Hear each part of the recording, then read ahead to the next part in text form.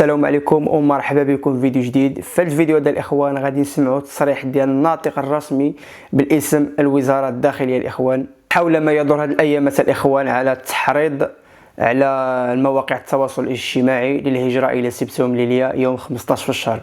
المهم الاخوان ما نطولش عليكم، خليكم معنا نشوفوا الفيديو ونسمعوا شنو قال الناطق الرسمي باسم الوزاره الداخليه.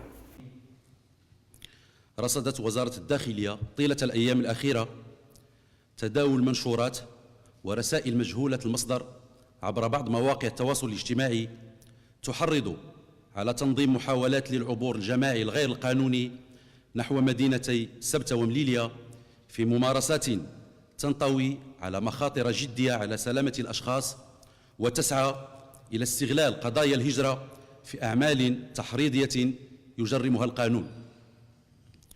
وإزاء هذه الدعوات تؤكد وزارة الداخلية أن السلطات العمومية تتابع الوضع عن كتب، حيث تم اتخاذ جميع التدابير الضرورية للتصدي لأي محاولة للعبور الغير القانوني واعتراض كل من يسعى إلى المشاركة فيها، مع اتخاذ الإجراءات القانونية اللازمة في حق كل من ثبت تورطه في أفعال مخالفة للقانون، بما في ذلك المروجين لمثل هذه الدعوات على مواقع التواصل الاجتماعي.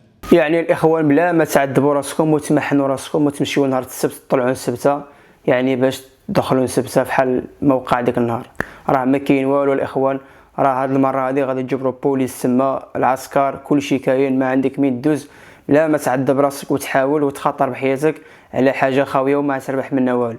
ولنفرضها انت دخلتي هاد السبته كاع، اشنو غادي تصور؟ راه هما اللي تما كيرجعوهم، راه اللي كانوا في السينترون داخل خرجوهم وكيرجعوهم.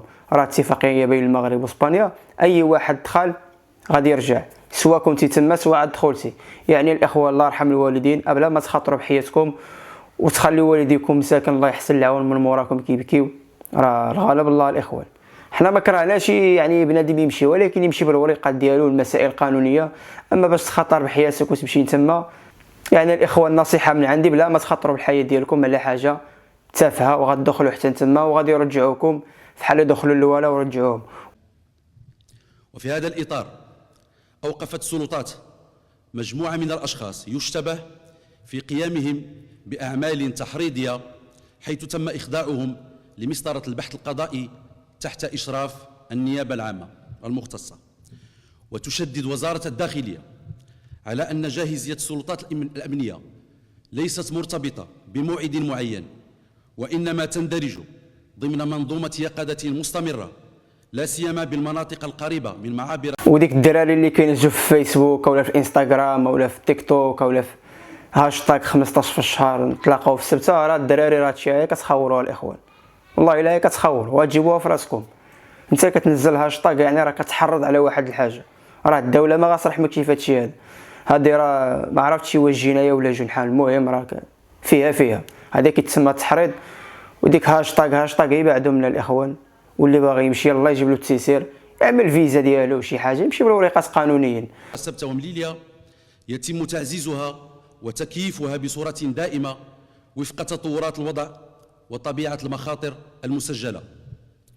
وإذ تؤكد الوزاره ان التصدي للهجره الغير نظاميه يتم في اطار احترام القانون وحمايه سلامه الاشخاص، فانها تدعو الجميع إلى التحلي باليقظة وروح المسؤولية وعدم الانسياق وراء مثل هذه الدعوات المشبوهة والمضللة، لما قد يترتب عنها من تعريض حياة الأشخاص للخطر. إن مكافحة الهجرة الغير نظامية وشبكات الاتجار بالبشر لا يمكن أن تقوم على جهود طرف واحد، وإنما تقتضي تحمل مختلف الأطراف لمسؤولياتها والوفاء بالتزاماتها في إطار تقاسم المسؤولية.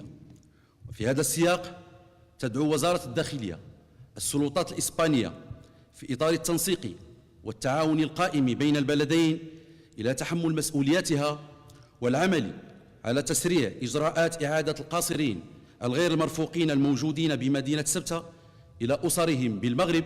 كيف ما سمعتوا الإخوان، حتى هذيك القاصرة اللي تما غادي يرجعوهم، راه ما كاين حتى شي واحد اللي غادي يمشي، اللي كانوا تما ديجا كانوا تما غادي يرجعوهم.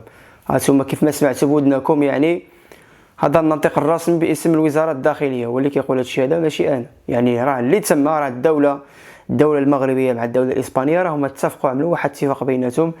اي واحد تسمى سواء قصير سواء ماشي قصير غادي يرجع، غادي يطلع له الزهر ومشى، الله يسهل عليه.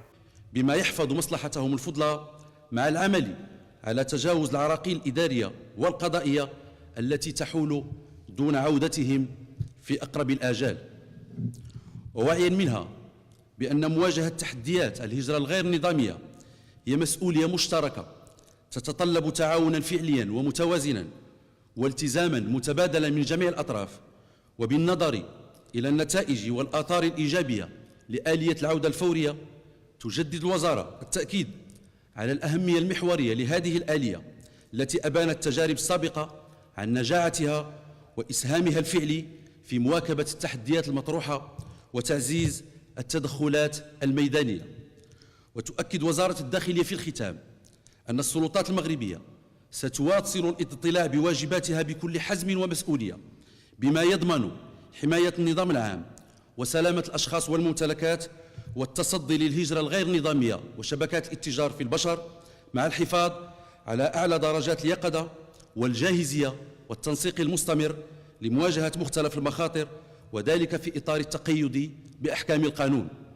المهم الإخوان، هاتوا ما سمعتوا بودناكم وشنو قالت الوزارة الداخلية. يعني بلا ما تعذبوا راسكم وبلا ما تمحنوا راسكم وبلا ما تعداو على راسكم وتطلعوا نهار السبت نسبسه اولا من ليليه وتحاولوا تدخلوا، راه ما كاين لا دخل واللي تما كيخرجوه. المهم الاخوان، هادشي اللي كان عندنا في الفيديو هذا. ما تنساوش تخليونا شي جيم ولا كومونتير وبارطاجيو الفيديو مع صحابكم وتهلاو. نتلاقاو في فيديو جديد ان شاء الله.